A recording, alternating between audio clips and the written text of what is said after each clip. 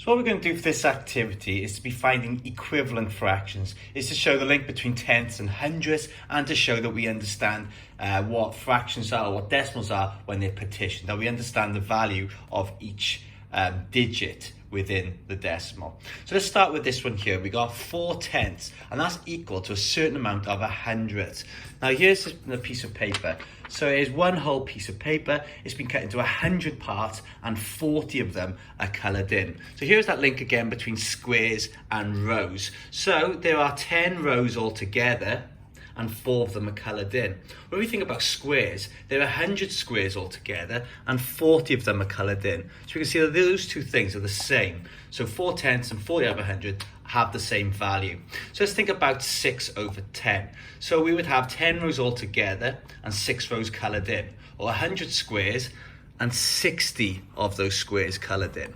But it would be the same. It would look exactly the same on this piece of paper. And finally, this one, 90/100. Right, this is the other way round.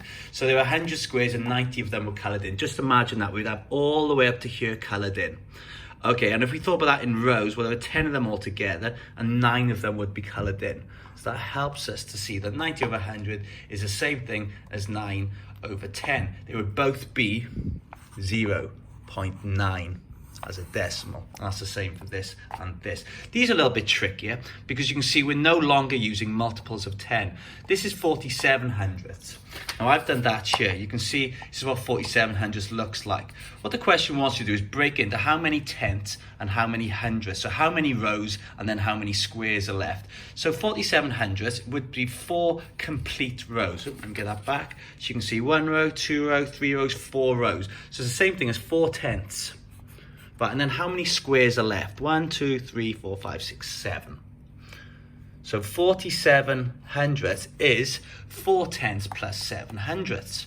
Let's have a look at this one, 89/100, and think about it the same way. I think, well, how many complete rows would I have? Well, I would have 8 rows. So it's made up of 8/10, and then I would have 9 squares left, so and 9/100. So what I'm doing is I'm just showing my knowledge of fractions, showing how they link to decimals and how with hundredths they can be split up into tenths and hundredths. So I want you to watch this video and use it to help you answer the questions on the next page.